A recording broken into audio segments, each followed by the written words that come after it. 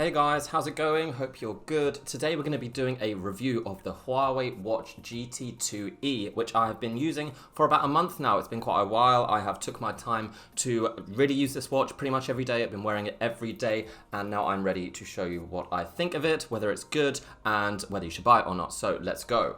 The Huawei Watch GT2e is a pretty capable smartwatch. It has a lot of strengths. I think it's an amazing looking watch. It has a great screen. The tracking works very well. It has a heart rate monitor, SpO2 tracker, which is reasonably rare these days. It has internal GPS, which works pretty well, and generally it's comfortable to wear. I've only had to charge it about 3 times in the month that I've used it, so the battery life is also pretty awesome. And it features more than a dozen built-in workout tracking modes, which allow you to track anything from yoga to running, cycling, swimming. So there's plenty there to track health and fitness. Now, it's not the perfect watch. It does have its limitations. It doesn't have access to an app store. It can't kind of expand functionality beyond what's already in the watch. It's not going to compete with watches that have access to the app store, so Apple's watch and Samsung's array of watches. Plenty of the most popular smartphone apps have their own smartwatch apps now.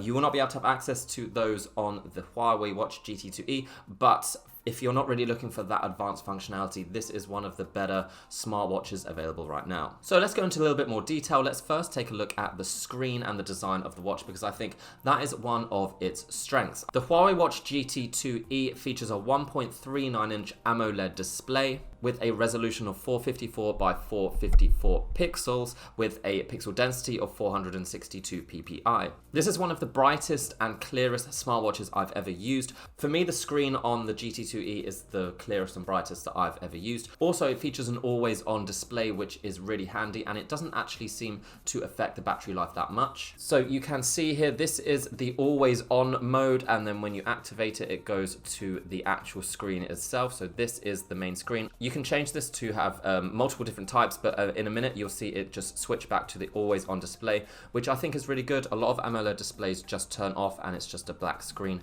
which I really don't like. I like there to be something on the watch all the time, so you can just have a look and see what time it is without having to activate anything. So I think that's really good, and I think this is quite a cool display. This green clock, it just makes it look like a fairly standard watch, which I think is pretty good.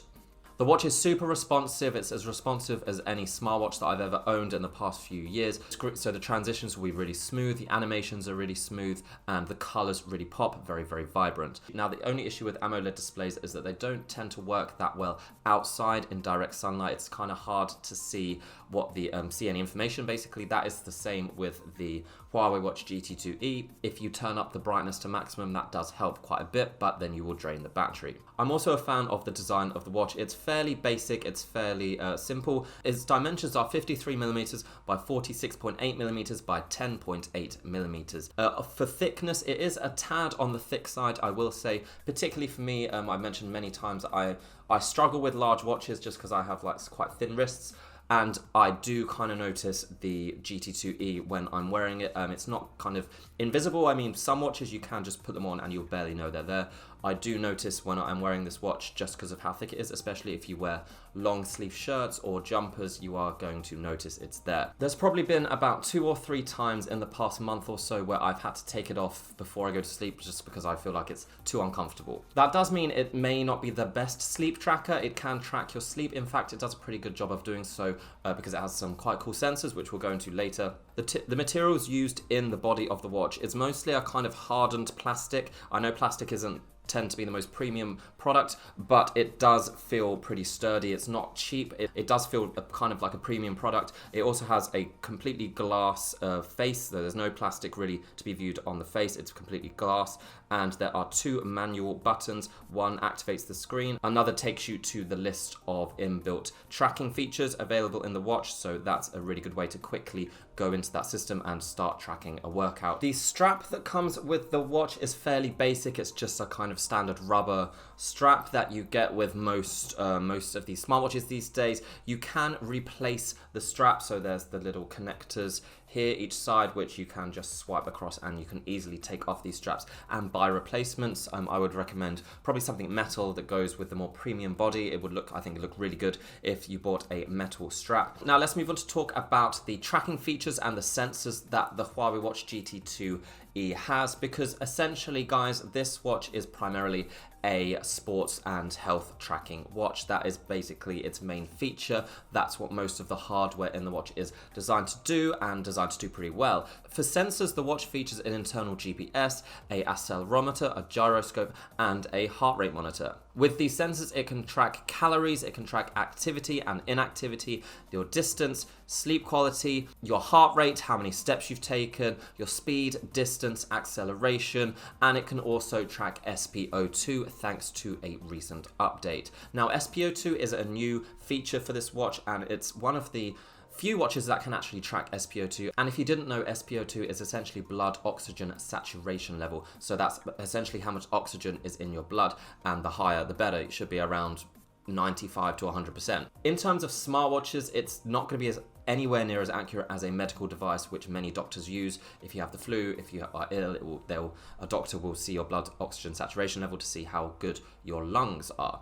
This watch or any other smartwatch is not nearly as advanced as those devices, so you have to take it with a pinch of salt. So its uses are quite limited in any kind of smartwatch, but it's something that it's a new tracking feature. I'm sure it will get more advanced as time goes on. The heart rate monitor, though, is very accurate. I found it to be one of the most accurate heart rate monitors of any smartwatch I've used, which is really good. So it's a continuous heart rate monitor, and it will monitor in real time your heart rate, which is perfect if you want to work out your average heart rate and you want to see the peaks and troughs of your heart rate throughout the day, and also obviously when you're doing your workouts. Now, I just mentioned workouts, and I should probably go on to talk about the many inbuilt workout tracking modes that this watch has. I mean, just looking here, it has everything from your standard kind of running, walking, cycling, swimming, but it goes to mountain biking, hiking, triathlon, Pilates, street dance. I mean, it literally has, I'd say, like 25 different, maybe even more, which for each one will obviously use a certain sensor or multiple sensors to give you information that's relevant to that kind of workout. If you were to select one of the workouts that literally means you are moving outside, so cycling, walking, running, triathlon, that kind of thing, the watch will activate the GPS, the internal GPS, which is pretty good. It activates reasonably quickly. If you're outside, it will take about 30 seconds to start running, and then once you do, it will track the location, so you'll have information from speed, acceleration, your maximum speed, your lowest speed, average speed, distance traveled, that kind of stuff. So there's actually quite a lot of data you can get from the GPS. It will also map out your workout, so if you go for a cycle, it will map out on a Google Map or now I think you use Apple Maps, your route. The GPS is pretty accurate. It's not the most accurate GPS I've ever seen. If we look at a route that I did when I went cycling, it follows the roads I took pretty accurately, but the margin of error, I would say, is larger than other smartwatches that I've had. So for example, I find Garmin smartwatches to be the most accurate when it comes to GPS. There are some cutoffs. I mean, it seems to think I've cut through some buildings sometimes, and so the margin of error is a bit bigger, but if you zoom out, it pretty much follows the route exactly how I took it. So for this watch, you can get quite a lot of data for health and fitness tracking, and I find all the sensors to be pretty accurate. The other features of this smartwatch are fairly limited. You can receive calls and notifications on the watch. You can view them. You can't reply to them. This does not have a speaker or a microphone. You can simply see who's calling you and either accept or reject that call, and you can also have notifications displayed on the watch. You can't directly reply to them. You'd have to go to your phone to do that, but it's better than nothing. You also have the option of controlling music on the watch, and there's also a Find My Phone feature. You can also track the weather. It has a stress app, it has a breathing exercises app, a barometer. So in conclusion, I find the Huawei Watch GT2e to be a great value for money smartwatch. In comparison with other smartwatches of this type, so mostly the Amazfit smartwatches, I do find this to be a more premium product. The operating system is slightly more advanced. I find the touch screen to be smoother, the screen is brighter and more colorful. I find there's more tracking features, so the SpO2 tracker and the barometer, that's not something you find in that many newer Amazfit smartwatches. And yeah, overall, I think this is a really premium product. It is slightly more expensive than the watches that I just mentioned, the Amazfit watches, and some cheaper other Chinese brand watches. Despite this being a bit more expensive, I do think it's the best value for money if you do want a slightly more premium product. My only real issue with this watch is I find it slightly a little bit too thick. That's just my personal preference because I just prefer thin watches, but I've been wearing it for a month and I've only just every now and then found it a bit uncomfortable. So really, if I can deal with it, you can probably deal with it as well. So that's it, guys. That's the Huawei Watch GT2e. I hope you found this useful. If you have any questions about this watch, then feel free to ask. I will post a link below to where you can get it. I think this is slightly harder to get in the US. You will have to go from an international seller, so you may have to wait a little bit longer to get it. If you're in the UK and the EU, then you can still get it from Amazon. If you enjoyed this video, then please like it and subscribe if you want to see some more smartwatch and smartphone reviews. I've definitely got some more coming up in the next few weeks, so that would be awesome if you did that. But until next time, I will see you around. Bye.